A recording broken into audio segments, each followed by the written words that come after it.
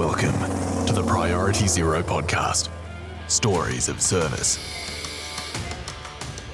Welcome to the Priority Zero podcast. My name is Oresti, and today with us we have Johnny Athanasiou. Now, Johnny is an avid AFL player and is an aviation rescue firefighter for over 9 years for Air Services Australia, and is currently posted at the Darwin International Airport. Johnny, welcome to the podcast. Hey Oresti, thanks for having me on, mate. Great to have you here, mate. Yeah, cheers. Looking forward to it and looking forward to the chat. Listened to a couple of the other podcasts, and when you invited me, I was really keen to come on and tell you my story. Happy days, mate. I'm sure everyone's pretty excited to hear the aviation rescue firefighter gig. It's a pretty sought after role by a lot of people. Being able to give them some insight, I'm sure people are going to be really, really excited to hear. Yeah, mate. Yeah, 100%. It definitely is a sought after role. Yeah, it's hard to get into. Not going to lie, it's a great job. All right, well, let's start at the start, Johnny. Tell us a little bit about yourself. Yeah, so I was born and bred, you could say, in Darwin. I'm 32 years old now. My dad was actually an aviation rescue firefighter up here, so he started his career at the Darwin Airport Fire Station. Yeah, so growing up in Darwin, we moved away when I was 13 years old. So we left Darwin, we moved to Perth. Dad got a transfer. Yeah, so he got a transfer to Perth and then pretty much grew up in Perth, went to year 8 all the way through to year 10, and then I became a Sparky by trade. I tried a couple of times to get in Perth. Yes, I wasn't successful, but I think with the job, growing up, seeing Dad, I wanted to get in, like seeing how his career went and, all the stuff that he got to go and see, and just his job, the great mateship and camaraderie that he built up in Darwin and in Perth. I always wanted to get in, and I kind of wasn't enjoying being an electrician at that stage, and I think I just put all my eggs in that basket, and it kind of didn't happen at the start. So your dad was your inspiration, is that right? Yeah, 100%. Growing up in Darwin, going to the fire station for Christmases, and all my sort of younger friends were from the fire station as well. So we all the kids, when you're in a workplace like that, all your families sort of your mates are your dad's sort of work colleagues, because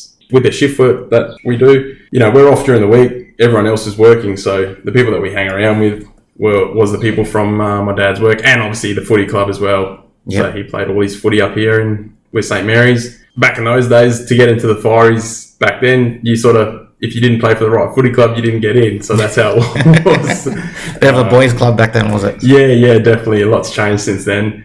Well, that's what I think the boss at the station back then was an old St Mary's advocate, and gotcha. So yeah, there was off the top of my head, there might have been about 6 or 7 players from Saints that were aviation rescue fireys back in the day, and then a few of the other footy clubs sort of caught on and they started applying. There was a good rivalry back there back in the day. There's a few Waratahs boys and I think a couple of Nycliffe players as well. So yeah, it's obviously fitness being a big aspect of it as well. Yeah, 100%. And I think the most attractive thing about our job, and that's, is the work-life, family balance, being able to have 4 days off a week and spend time with your kids and time with your family. It's unreal, I can't, comparing it to being a Sparky, you're working 6 days a week from 7 till 4, being able to do that 48 hours in 4 days and you have 2 day shifts off where you got to go to nights, and it's pretty much a day off. You can do whatever you like. So yeah, exactly. I completely understand, mate. Like, I was a locksmith for 16 years before coming into the ambulance service, and working 5-6 days a week, and I completely understand it. We're on a good gig. Let's put it that way. Yeah, that's right. I mean, the shift work, you get used to it, and I love it now. Like, if I had to go back to being a Sparky 5-6 days a week, I'd struggle, especially up and down. It's so hot up here. Yeah, you just feel like you get no time off. Oh, exactly. And you come home at 4:30 or 5 in the afternoon, and you're absolutely wrecked after being a tradie up here. I still do a little bit on my days off just to sort of keep my skills up, I guess, as a Sparky. So yeah, I still do a little bit, and like, I kiss the ground when I go to work after working on the roofs here or working as a Sparky. I don't know how they do it, man. Like, you see a lot of the guys, doing the road works and the construction, especially during the wet season, when it's hot and humid. Yeah. Man, I don't miss being outside. I can tell you that. Definitely. Yeah. So obviously, we moved to Perth when I was 13 years old, and then I played a bit of footy in Perth. I did just played at a local club, juniors, all the way up until under 16s. Well, under 15s, sorry. I went to a waffle side, South Fremantle. So I played under 15s for them, under 16s, and I worked my way right up to the seniors. I never sort of broke through into the senior grade. Like, I think they won, when I was sort of coming through, they won 2 or 3 flags in a row, and the player in my position where I played was an absolute superstar. He was from Geelong, so yeah, I was never getting in that side, mate. So I was just sort of a reserves player on the cusp, and I think I sat on the bench a few times for the A grade. But yeah, I love playing it. Love playing footy. I love footy. That's sort of my go-to on the. Probably should retire now, but yeah, still trying to have a kick around and make a fool of myself out there. But yeah, I love footy, and I played a bit of soccer in Darwin too growing up. Good thing about Darwin, and we'll talk a bit about how I sort of got dragged back here, obviously for work.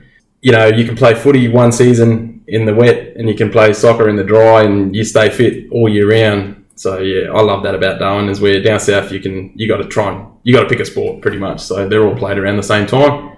So I picked footy, played footy, yeah, all the way up until I was about 21, and then I had a couple of years off. I think my body doing all those pre-seasons, you know, like 10 years in a row, my body just had enough and had a couple of injuries. So yeah, just concentrated on being a Sparky and trying to get in to the Fireys at that stage. Dad was still working in Perth. We lived in Fremantle. I didn't really have too much to do with the station in Perth. Like, I went there a few times.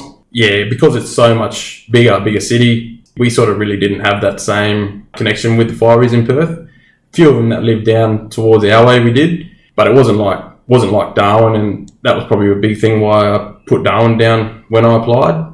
That mateship that you create up here, and everyone's close, you know, even if people live out Humpty-Doo or Howard Springs, it's a 20-minute drive, and sort of nothing has to be organised up here. So yeah, that was sort of one of the big things why I applied to come back to Darwin.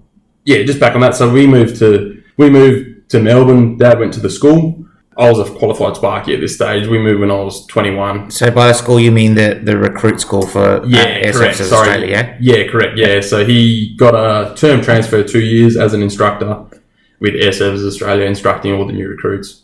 Really cool. So you spent 2 years. So you moved from Perth, you moved to Melbourne. Your dad was an instructor. So what did you do when you got to Melbourne? You were still Sparky? Yeah, I was still a Sparky in Melbourne.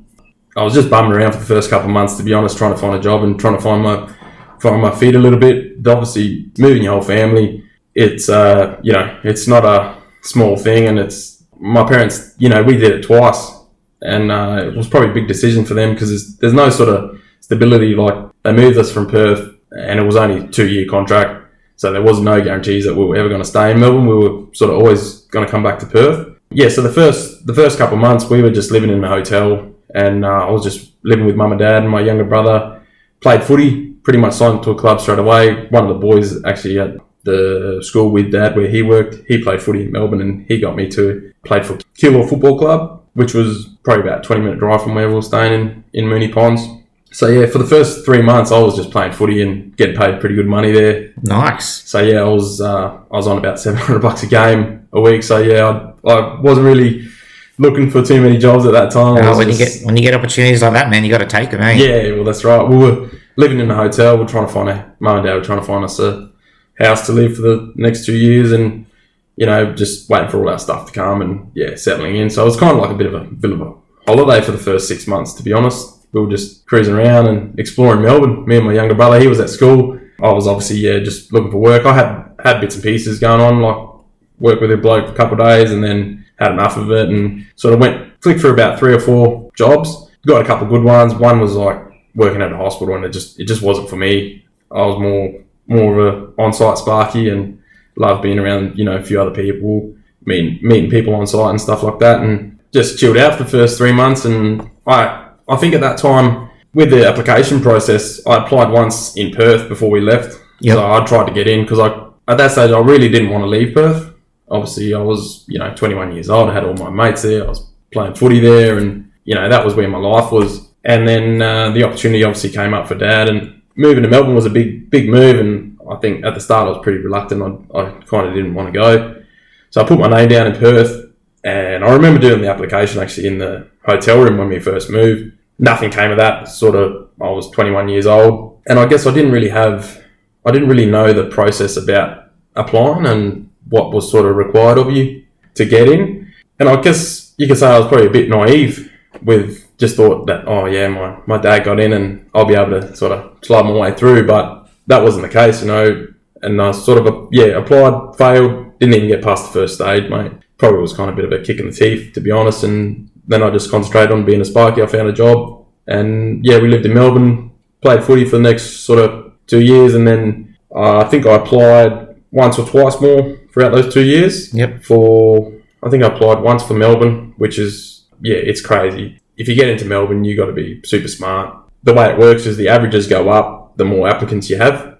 So, and I know Melbourne, most stations only apply for like 2 spots. I think Darwin, when I got in, we took 4, which I was pretty lucky to get in and then apply for that round. The Melbourne one just fizzled out straight away. I didn't even get through the first part, and I sort of, once I worked out how the application process worked, I think it set me up to get in on that 4th round when I tried for Darwin. Yeah, so all this time you're in Melbourne, you know, you're playing footy, you're getting these knockbacks from your thing, but you still stay determined to do this job. So you know that's what you wanted to do. Yeah, I knew at some stage I would definitely get in. I guess it's a big thing on where, when I put those applications, like applying for Perth, massive city, the competition's high. It's just a game of odds as well. Yeah, exactly. A game of odds, and obviously how well you perform in the testing. I wasn't too worried about the physical side of things. Like, I was playing footy, so I felt like I was, you know, pretty fit, and it's still hard, don't get me wrong, but I feel like that was kind of in the back of my mind. If I got to the physical, I knew I'd be pretty good. I struggled, obviously, not struggled, but I just didn't know enough about the application process at the start. So after those first sort of 3 fails applying for Perth, I think I applied for Perth twice and then Melbourne once. Failed 3 times, and then I put it on the back burner for probably 6 to 7 months, and then I actually applied again for Gladstone. I got to the physical stage in Gladstone, so I passed did a bit of study, obviously, did my homework. At this stage, I was determined to get in. I would have been 22, 23 now, and that's what I wanted to do. I wasn't enjoying being a sparky. I was loving playing my footy, but yeah, I just wanted to get in. And so yeah, I applied for Gladstone. Didn't really want to go to Gladstone. I applied, got through, and like I said, the different applicants between Gladstone and Melbourne, it's crazy. You know, like Melbourne's heavily populated. There's two spots. The averages go skyrocket. Like, I remember there was 2 boys on my recruit course from Melbourne. One was like a doctor, and the other one was an electrical engineer. So they're super smart. Yeah, Sparky's not going to compete with. I think you're the same as me. Having this trade background, like physical stuff, is not an issue. That's something you can train for. But having that aptitude, that's something you got to work on. Yeah, 100%. And I did that once after I had those first 3 fails of getting in. Like I said, it was kind of kick to the teeth because I wasn't even getting through. Like, I wasn't even getting through the first stage. I kind of knuckled down, studied those aptitude tests. You know, worked at my weaknesses, I guess you could say. And then I applied for Gladstone, got through, was wrapped. I wasn't really too wrapped about if I did actually get in, I was going to have to move to Gladstone for God knows how long. It's minimum 5 years you got to go to a station, and then you can transfer around. But back to the application process. So yeah, got to Gladstone. I applied for Gladstone, got to the physical. I remember playing footy on the Saturday, and I blew out my knee. The physical was on the Wednesday, and I remember my old man telling me, he's like, don't play, like you got the test out on Wednesday. And I was like, no, I'll be fine anyway. Second quarter, I went to tackle someone and I just felt my knee go pop. I knew straight away it was something bad. I was kind of hoping it was just a bit of cartilage or something. But yeah, my knee swelled up straight away, and I knew straight away it was an ACL. So yeah, I tore my ACL. I had to ring Air Services the next day and said, hey, look, I've injured myself. Not going to be available for the physical. They were like, yeah, no. So pretty much black line for your name. For that intake, 3 or 4 weeks later, there was another application open, and I remember putting down for Darwin. And at this stage, I was still injured. I think I ended up sort of doing the application process in hospital, to be honest. And then about 3 months later, I got through the first phase again. I was pretty good at it by this stage. You know, I'd done it 4 times, so I knew the questions. Yeah, because the application process is quite lengthy. It's not like get something back within a few days. Yeah, so I was lucky because obviously with all services, they go for a bit of a, like a refreshment. People retire. So I was lucky at that time that there was there was sort of applications running every, 2-3 months. And in this stage, it was running 4 weeks later, the new process. So I applied again 4 weeks later, started from the test again, the aptitude testing, got through, put Darwin down as my preference. Yeah, I ended up getting through, and I think I met you on the on the actual. You did, physical. you did. You made it through. I didn't. I was, I think, 3 or 4 runs short on the beep test. Yeah, well, I was saying that I struggled on that beep test. I was 3 months post ACL surgery, so it's pretty hard. It's pretty tough. I think even saying, like being coming off the injured, I was definitely blown after that beep test and very lucky to get through. So yeah, what was it? 9.6 we needed back then. 9.6, yeah. I think I got 9.1 or something like that. Yeah, still very good effort, mate. Dude, it was the fastest I've ever run a beep test. So I was upset. Yeah, but I was happy. Yeah, that's right. And that's a good way to take it, type of thing. From someone that's been knocked back, 3 or 4 times. If it's something that someone really wants, they'll eventually get it. Just got to keep working at it. Yeah, just like anything in life. Yeah. So tell me, we did that the test outs together. Yep. I did make it through. You ended up making it through to the next round. Yep. So you have your initial application, then you get invited to do aptitude testing. This is from memory from me. Yep. Then from there you get invited to do the physical testing. You went through. I failed. From there, what happened from there? Yes, correct. So from the physical, you get either a tick or a cross type of thing, pass or fail, and then they sort of scale you, like not scale you, but they put down as it times, like number 1, and obviously if they want 10 people they've got 4 spots and they need 10 people to interview. They'll put you from 1 to 10, put you in like that type of order from the best time to the worst time, but if the worst time's still a pass, yeah? Yeah. So once they do that, they send you out an email saying you've been invited back to do the aptitude testing again. So they do the aptitude testing again at the station to make sure that it's actually you doing the test. Exactly. You go back, you go to the station, you do the aptitude test on the computers there by yourself. What that is making sure that your test marries up with your test that you did at home. It's a confirmation. Exactly. Right. Yeah, like you can have 3 or 4 people helping you at home. And they just take that away from you when you do it at the station to make sure that it's you, that you're the person doing it. 100%. Yeah. So you do that, you go to the station, you do your aptitude test, and on the same day, you do a group interview. So it's all changed now, but it's still a group interview. Back in when I got through, they literally give you like a scenario. They'll give you a piece of paper and say, all right, guys and girls, yous are all CEOs or, board members of this company. And I think back then it was like a logistics company, delivery type company of packages and whatever. And they give you this piece of paper and you've got like a couple minutes to read it, work out what's going on. And then they'll say, all right, we want you guys to just have a discussion between yourselves and sort out these couple of problems. Like there might be one person calling sick, there might be a conveyor belt lying down, and everyone's there's no real sense to it. They just want to see how you interact in a group, pretty much. Yeah, and your train of thought as well. Yeah, that's right. So I know a few people that, one person said 2 words, they kind of like, oh, he's a bit shy, or, one person tries to take control and lead the whole thing, and he's like, oh, well, he's, confident and he's backing himself, but they want to see you involve everyone and sort of say, like, hey, Aresti, what do you think about this? And, get everyone's opinion across and just see how you interact in a group. Yeah, looking for leadership, looking for, teamwork. Yeah. It's a fine line, I guess. Solving. Sometimes they don't like the person that takes complete charge or complete control, especially coming in as a recruit. They think, well, how's he going to go? As a recruit, you're at the bottom, you know what I mean? Yeah, how are you going to take direction? Exactly, yeah. So there's a fine line between trying to be like not too quiet and sort of give your opinion, I guess. Yeah, so you do that, and then after that, pretty much go home and it's a waiting game. After that you do an interview with the boss. Yep. The boss and a HR person, and a fire commander, so 3 people.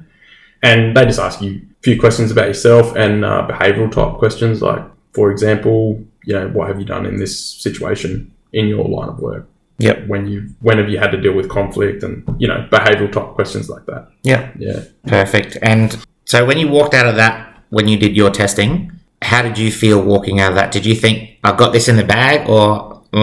Yeah, I was a bit iffy walking out of especially out of the group discussion. Like I said, you get this piece of paper and you chucked into, like a company that you got nothing, you don't know anything about or what they're trying to achieve. I sort of got my head around, I'm like, all right, they actually really don't care what your opinion is or what the problem is. They just want to see you interact with other people. So that's what I went in there doing. I just kind of asked people their opinion.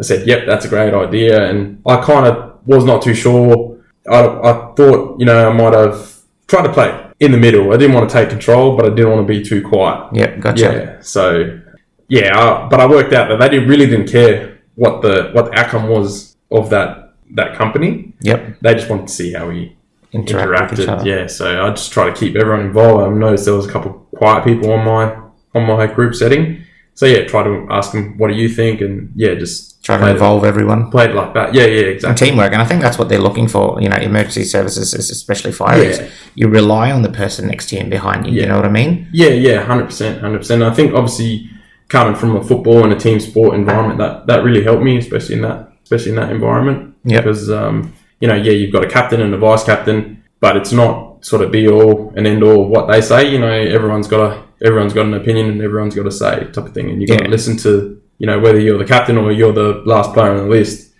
The opinion's still valid. So that was kind of how I went into the group discussion. Yeah, very cool. So how long was it before you finished that? How long was it before you got the green light to say, yep, you're in? Yeah, from memory, I think it took about just over a month. Yeah, so I can't remember when our physical was. I think it might have been like October. Yeah, it's like October, November-ish. From yeah. So I reckon October, November, and then a couple of weeks later, you get invited back. So I think I did the interview stage just before Christmas, and I reckon I found out maybe just after Christmas. Yeah, because I'm pretty sure it was a late January intake from memory. Yeah, correct. Yeah, so I reckon I might have found out maybe even just before Christmas, to be honest. And at this stage in Melbourne, I should have said, I actually got employed with Air Services as a Sparky. So I started off just in construction, and then a job came up. They did Is this back in Melbourne? This is back in Melbourne, yeah. So I was flying up, because I applied for Darwin, I flied up from Melbourne for the physical. So you got a test at the station that you apply for? Yeah, correct. Yeah, right. Yeah, it's changed a little bit now. You can test at other stations, and you just put your preference down, and it's just a pass or fail. So, and it's done with our PTIs and our head PTI, who does all the PT training for all air services, like just the fireys, all the fireys around the stations. So you can do them at different stations now. It's like I said, it's all changed. It's been in the job for 9 years. So, but back then you had to go to the station where you applied for. Gotcha. Yeah, so when I applied for Gladstone, I would have had to fly to Gladstone and do the physical there. Yeah, right. Yeah, so obviously living in Melbourne, I flew, I think, twice. So once for the physical, flew back to Melbourne, and then came back once I was invited 4 or 5 weeks later for the interview stage. Yeah, fair enough. So once you're in Melbourne, you obviously applied for Darwin, and you were doing that testing, but while you're doing that, you're already employed with Air Services Australia in Melbourne. Yeah, correct. Yeah. So I was Sparky by trade.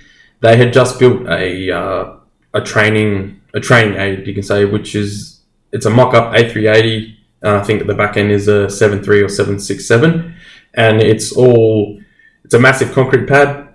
So they had electrical systems on that. There's gas fires there, so there's no fuel fires, it's all gas fires. And they wanted a Sparky to maintain the place. So there was an aircraft engineer there already employed. I think there was a gas fitter there employed, and someone else. There was 3 of them. I can't remember. He might have been 2 aircraft engineers. 2 aircraft engineers from Ansett or Qantas. They applied, and then they wanted a Sparky. And my old man told me about it. He goes, "Well, why didn't you apply? You want to get in?" I said, "Yeah." He goes, "It'd be a good job," and it was a great job. Like, I loved working there, and it opened my eyes a little bit because I got to see 3 or 4 recruit courses come through before I got onto mine. You had a little bit of insight. Yeah, well, I kind of knew what to expect when I got on, but it made it hard as well, obviously, because I knew all the instructors. So when I did get on one, it was kind of like, especially that boys club atmosphere, they would have just been giving it to you. I reckon. Yeah, would have expected that little bit more from you. Definitely. But yeah, we managed. So I was employed with Air Services for just under 12 months. As a Sparky, but they call it a plant maintenance operator. So basically just operating the plant, operating the fires, and making sure the training ground runs smoothly for all the recruits and all the test outs. And so that's what they do at the training school. All fireys will go there every 3 years and do what we call a foam workshop. So they'll utilize the monitors and different techniques and stuff, and it's a great training aid. Like, we don't have that type of training aid up here in Darwin, and majority of the stations don't. So that's why they've sort of implemented this. Every 3 years you'll go there and brush up on your skills pretty much. Refresher training. Yeah, exactly. So it's a foam workshop every 3 years. So I was running them just as the plant maintenance operator, and all recruit courses and Cert 4 test outs and diploma test outs are all there as well. Nice. Yeah. All right, so let's go back to Darwin for a little bit. Yep. So you found out you got in end of January. You're on the plane and flying to Melbourne. Yeah. So talk to me about your experiences in the recruit school. The relationship that you formed, the kind of training that you went through. Yeah. The recruit. So flying to Melbourne for the recruit course, it was unreal experience. Even the feeling that you got in. All right, now I've got to switch on. I'm on a recruit course. The first day is you meet everyone. You get assigned a roommate. I think I was assigned. I had a boy named Mitchell Hill who was from Brisbane. He was an ex-Fiery. We became close mates over the recruit course. You meet so many people from around Australia that it's just, lifelong friends. You're with them for 11 weeks. Now it's changed, it's 15 weeks. So you're with these guys for 11 weeks doing intense training. The instructors it's pretty regimented at the start, like strict. Your uniform has to be ironed. You're up at sort of 6:30 on a bus. An instructor drives you to the school. As soon as you get there, you're into it. You know what I mean? They'll say, do this, do that. And it's just go, go, go. First couple of weeks are theory-based. So you learn, what air services is about. You learn about sort of you do all the introduction stuff, say code of conduct and all the theory side of things about the company, pretty much. Yep. And then once you do that, after the first week, you start learning about the fiery side of things, the aviation side of things, and why they do this and why they do that, and different categories and stuff like that before we even step out onto the training pad. So we learn all the documentation stuff first, and then we put that into play in a sort of scenario-based training. So talk to me about some of the physical training stuff that you do to become an aviation rescue firefighter. What's some of the things that someone that wants to get into the industry can expect to go through? Yes. So as I said, when I went through, it was the physicals changed a little bit now. It's still somewhat similar. It's all online. It's all on YouTube as well. So if anyone's interested, they can go on YouTube. Just YouTube Air Services Australia fitness test. I'm pretty sure it'll come up. So you do have to be somewhat fit.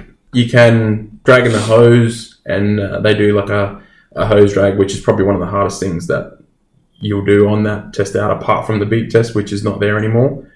So you do a hose drag. I think there's like a farmer's carry, step ups with weight on your back, blindfolded crawl, all that type of stuff. So look, if you've not done any sort of physical training, you won't get through. You definitely have to have some sort of base and then work on that. And I think probably one thing that does a lot of people now is the strength component. Dragging a 120 kilo hose, I think you got to drag it maybe 35 meters in one motion. You sort of, as soon as you stop, you're gone. You won't re-pull it. So dragging that is probably one of the hardest things. So I reckon you definitely have to have a bit of cardio, 100%, to try to get through, and strength training. Like obviously playing footy, training my whole life, I just had that. You have that strength there to. Yeah, you have a good baseline of fitness. Yeah, and strength. Yeah. Like someone that's 70 kilos, a cyclist, probably not going to get through. You need to have a bit of body weight, I reckon, and a fair bit of leg strength. Mass moves maths. Yeah, exactly. Yep. Exactly. Yeah. So you definitely, CrossFit are probably perfect example. We've got a few there now at the station. Like they're all fit as, and they move weight. So that's, if I was trying to get in again, I would probably go into some sort of CrossFit training, because you get the best of both worlds. You get good cardio base and you're moving weight. Yeah, good strength base and good mobility in CrossFit as well. 100%. As long as you stay for the mobility part. Yeah. At the end, everyone seems to disappear, me included. Yeah, me too. So, talk to me about this recruit course you've got in. What kind of things do you do as a firefighter? Yeah, so... Talk to me about your drills and some of the stuff that you've experienced, the confined entry stuff, the fighting fires. Yeah. So as I said, once you do all the theory type stuff, you've got that sort of underpinning knowledge, understand why you're going into and burning aircraft and what your objectives are. So going in, as a recruit, you're under instruction. There's an instructor there, and it's basically we're going in for search and rescue, rapid fire attack search and rescue. Yeah, so going in, you learn obviously you're going in on breathing apparatus. So that's another thing that you learn in those first few theory weeks. You have to pass the breathing apparatus. It's like a theory test and practical test. You have to be able to don it safely and effectively in, I think it's under 90 seconds. We have to be able to don from the truck. So yeah, you're learning all that stuff. And then once you're out on the pad, they'll do a scenario with external gas fires. We extinguish the fires with our monitor, make the external safe first. What's the monitor? The monitor is like a cannon on top of if they've ever seen our fire trucks. Yep. It's like a massive cannon, like a massive water gun on the top of our roof. Yeah, roof monitor we call it. Yep. Yeah, so we've also got a bumper monitor, which is a little bit smaller, not as much output. But basically, as a recruit, they'll be you're under instruction all the time. So they'll say, yep, let's go, roll in. You're making external safe with your agent, you're spraying foam. Then they'll say, get out an FP10X, which is a foam branch, and they want us to do like a hose evolution, they call it. So one hose evolution of the FP10X, which is what we did pretty much every day on recruit course. That's our bread and butter, using foam for fuel, high fuel loads on aircraft. So yeah, we use a foam branch, and then we'll be going inside as a training scenario. And back then we used to go in on ladders, so it's quite dangerous. Now they've taken that out of the training school. We still do training on ladders, but it's just too dangerous. Like going up into an A380 aircraft, you're like 25, 30 meters up. Especially with that height, and, if you've been spraying foam, I suppose everything would be slippery. Yeah, 100%. So, look, it was quite dangerous. They had safety measures in place, and that's just how, the training's evolved. Soon every service is going to be going to, virtual reality just to take out all the hazards and all the risks away from us with our training. But back then, we still went up in ladders.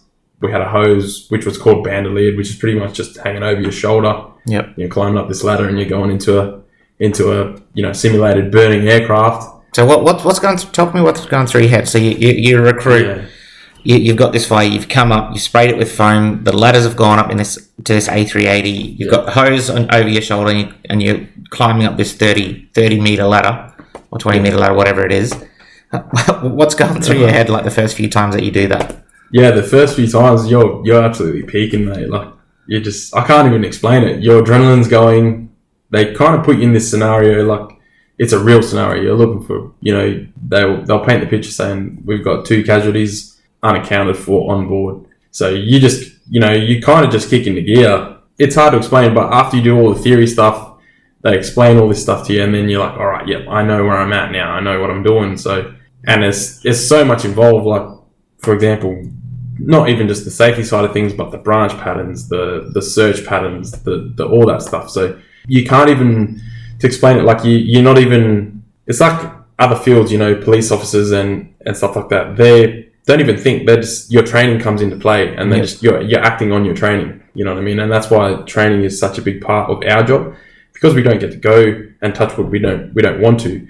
We don't see a lot of real situations or real aircraft incidents or crashes, you could say, because our training is so well drilled into us that if and when it does happen, you kind of it's become second nature. Yeah, and so that's what you want. You want to train as realistically as you can, because when you get to that scenario, you want to be prepared. 100%, yeah, and that's what that training ground in Melbourne has provided. Like, being able to go into a burning aircraft, I can't even tell you what my mind's thinking, because you're thinking about your job. You know what I mean? Yeah, you're thinking about your next step, your next process. Yeah, exactly.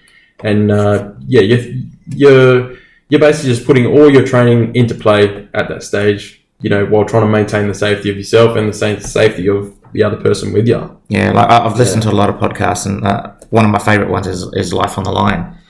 Talking to military veterans, and it kind of inspired me to do this with the ambulance service and other veterans. And it's the same thing. Like, I've heard a lot of people on that saying, when you're in that situation, when you're in the firefights, it's literally your training takes over, and that's it.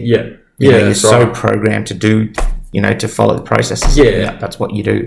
I think back to saying, like, what was I thinking? When we did the compartment fire behaviour training, that was probably one of the biggest eye-openers for me, when I was like, this is real now. Like, you've got flames, you're in a shipping container, to paint the picture. They light a fire in the back corner, and you're sort of just watching, you watch the fire grow and grow, and then they simulate they simulate sort of flames in the overpressure. Yeah, rolling over the top. Yeah, exactly. You get that They simulate flame. sort of flames coming over the top of your head to what would be like a high overpressure. That is like, yeah, this is real now. Like, that was not scary. It was a cool experience. Don't get me wrong. But if you're claustrophobic, or if you start panicking, and it has happened before, like you start panicking, you run out of air straight away. Yep. You know what I mean? So we was taught Hyperventilating. it's sort of, the container's such a good, like, you go into the container first before they send you into an aircraft where you can't see anything pitch black, because the instructors are technically, they're our officers, they're looking after us, so they don't want anything to happen, you know what I mean, especially in a training environment. Yeah, small exposures to kind of build you exactly. up. So you go into this container where the door's like literally right behind you, so if anyone starts panicking or whatever, they can just come straight out. You're not going towards a fire, nothing, but they just simulate it to show you what can happen in a compartment fire, and how dangerous it can be. You go on to talking like, flashover, and that's what it's getting to, type of thing. That's they want to teach you the signs to look for, and like when to get out and stuff like that. So the training's unreal. Do you ever get to a point where you're in one of these things and just stop for a second and go, damn, this is cool? Yeah, definitely in the container. Like, when you do that compartment fire behavior training, it's, like, I love doing it now. It's cool. It's really cool.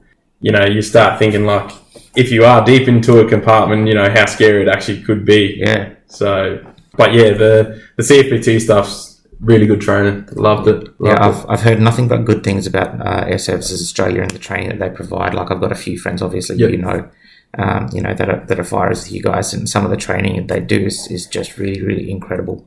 Yeah, like, obviously being at the training school, I saw a lot of the Cert 4 test outs and the diploma test outs, and they're more scenario based training, and like, it's actual test outs. So they're looking for the officer to implement certain stuff at certain stages throughout the drill. And the training, even going through my officer training, like, they try and make it as realistic as possible while maintaining safety. Yeah. So it's a fine line. It's a fine line, but I feel like Air Services have done it really well, especially with that state-of-the-art training ground that they have at Melbourne. That is so cool. So talk to me, like, we've gone through a little bit of your, what you can kind of expect in recruit school, and it seems very regimented at the start, and then going through your fire drills.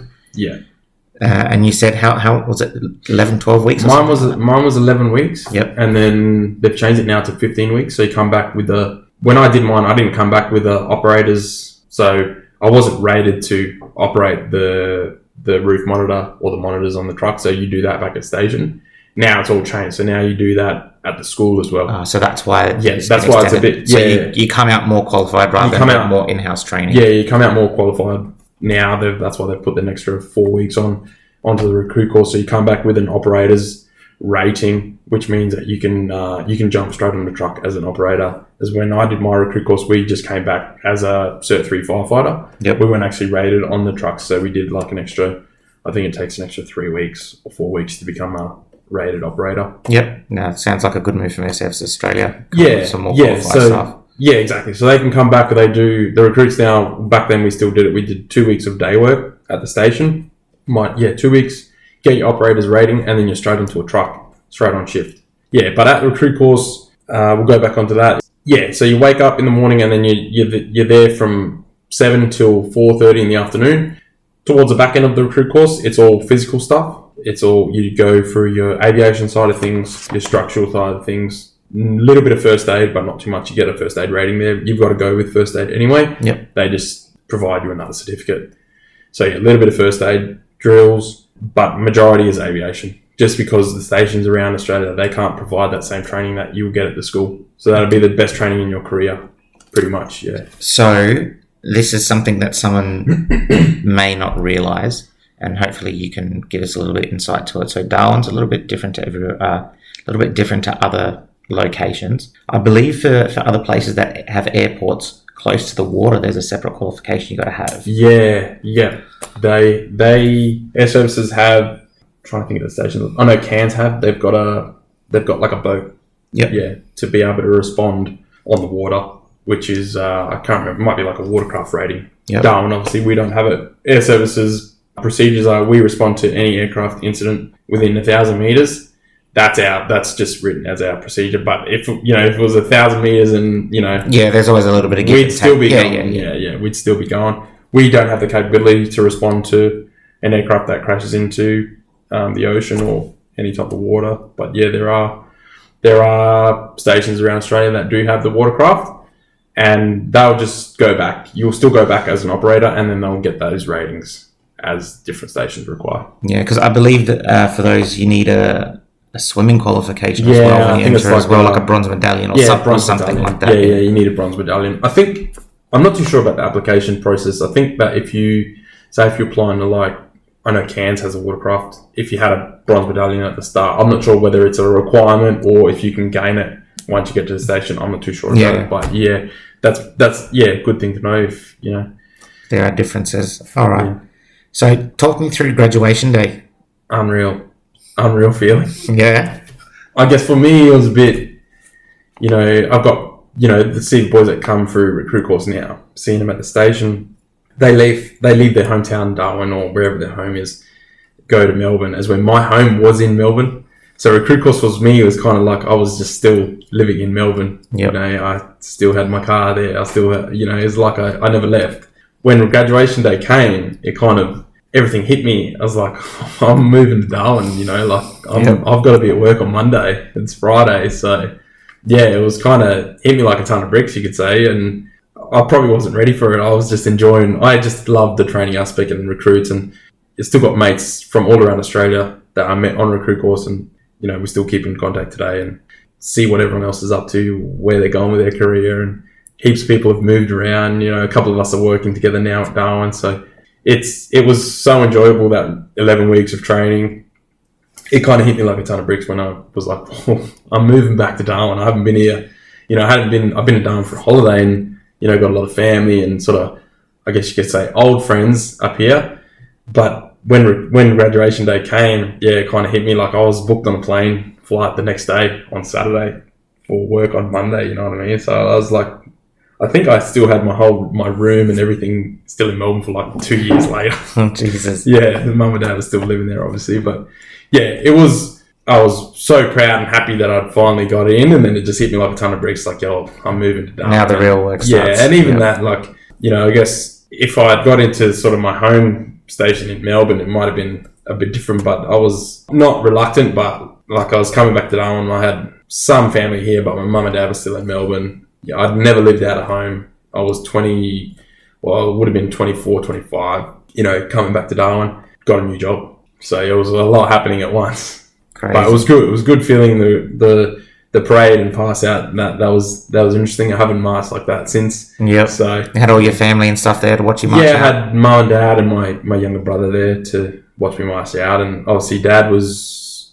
but I should have said, when I first got in, my dad was just finishing up his secondment at the recruit course. So he didn't actually train me as an instructor. He went on to be a fire commander in Avalon.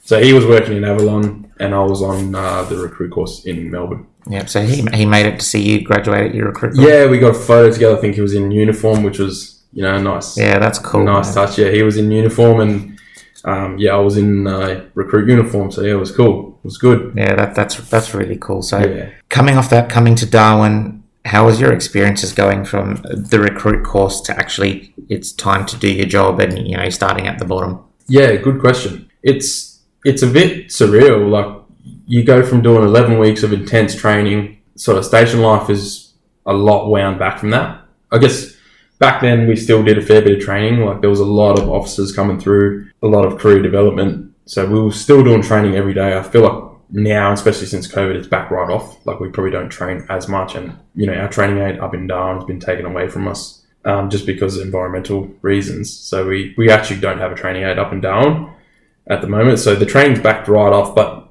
back to your question, you come back and you do first 2 weeks of day work, and it's still kind of like a bit surreal at this stage.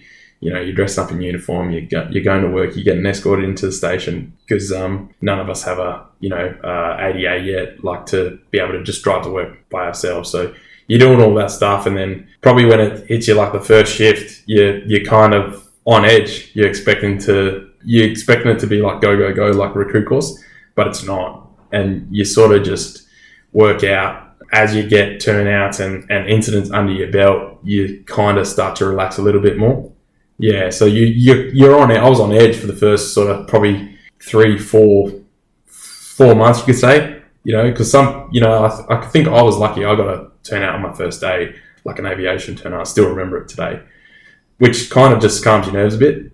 Yeah, it's a real scenario. So once you get one under your belt, and then, what still scares me today is any first aid calls. That's still, our first aid training is really good. Don't get me wrong, like it's the best it can be. We do stuff with St. John's and we're all well trained, but there's nothing like a real, go into a real scenario where if you have to do CPR or something like that, like it still really scares me today. Touch wood, and I haven't had to do CPR on anyone at Darwin Airport, which is fantastic. Like I know there's a few boys that have had to, and it can be traumatic. So yeah, I know. I remember, for those that haven't heard my episode, I'm an emergency medical dispatcher with St. John Ambulance, and I have had the opportunity to talk to Johnny. We had a scenario at the airport, and 000 was called, and he actually got me on the line. So we actually worked together a little bit like that as well. Times. Correct. Yeah, I was in the FCC, and the first aid call comes through, dispatch the officer and our response crew, and then I remember calling your ST straight away. That's our biggest thing. We want to get St. John's there straight away. They're well trained, well drilled, and much more qualified than us. We're senior first aiders, so if we can have you guys there helping us, it takes a lot of pressure off our officer. But we don't want to downplay the senior first aid role either. It's very important. These are guys the first on the scene. If it is a cardiac arrest, man, you guys having that defib, putting that defib on, for every minute that if it's a shockable rhythm, you don't have a defib on, their chance of survival goes down by 10% for each minute. That's what we're told, and that's why there's sort of it's not like, we'll just wait for St. John's. There's none of that. It's like the boys are going. Yep, you guys go out. We go straight away, and then we call St. John's afterwards to come and help us. Work really well together. You guys do a brilliant job and that sort of stuff. So, what's your plans for the future, mate? So,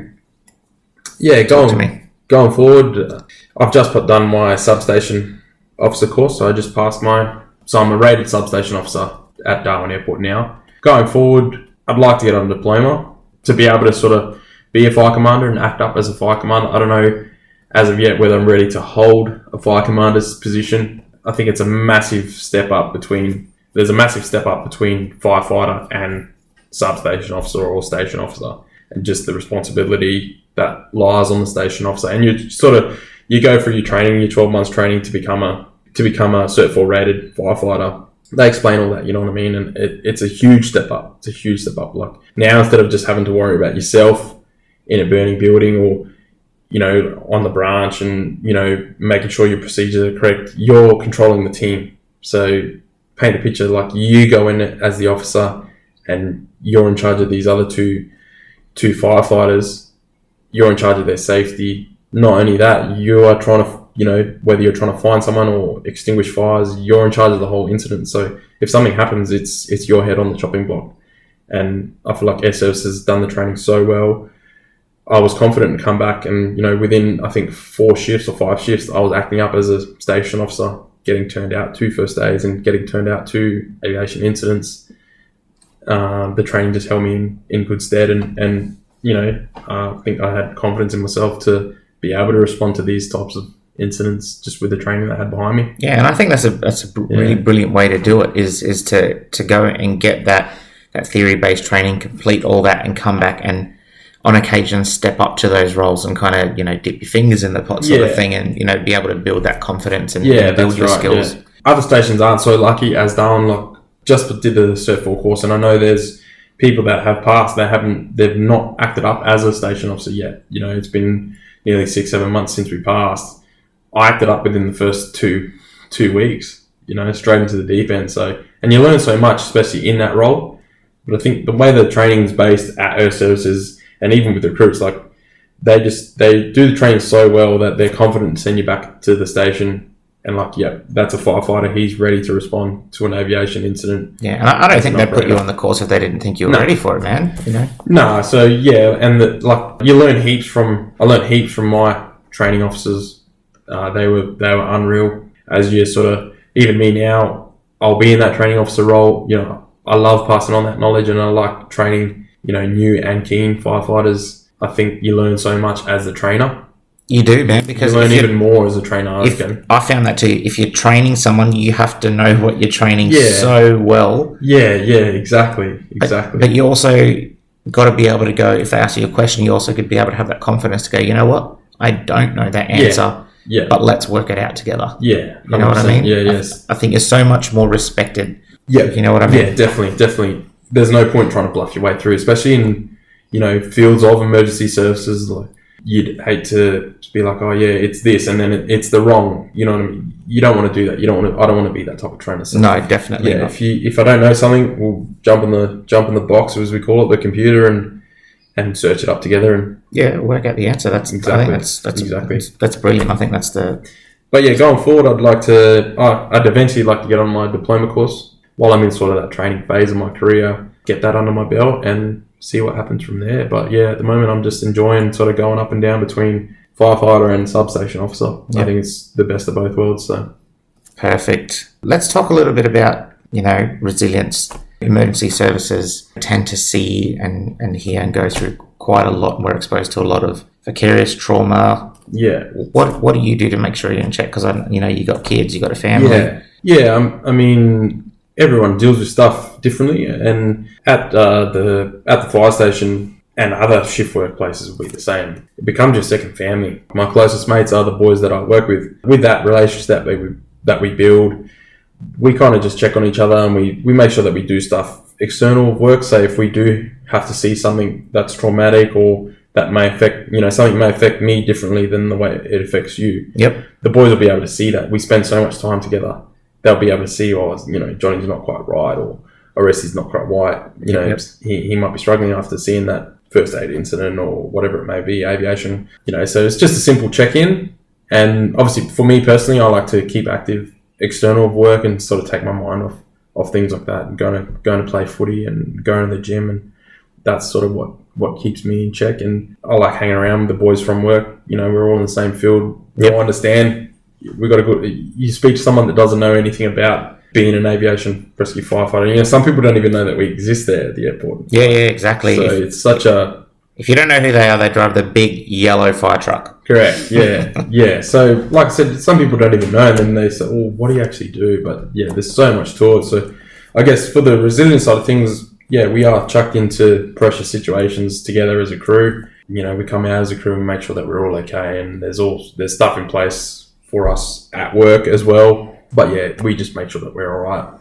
You know, it could just be as much as going to have a coffee with each other after shift in the morning. You know, everyone's kids and that are at school, and you know, instead of just scooting off, going our own way and just going home, sitting at home by yourself, we'll say, hey boys, we'll go for a coffee. If there's something happens that night, or even during the day, we'll go for a couple of beers in the afternoon, you know? Just make sure that everyone's all right before they go home and see their family. Yeah, beautiful. I think it's very, very important for everyone to kind of check in on themselves and check in on their mates. You know, a simple phone call could save someone's life. Yeah, 100%. And I think, you know, we spend so much time together at the station. We are like family. Your crew is like your second family. Advice for people coming in that want to do this role?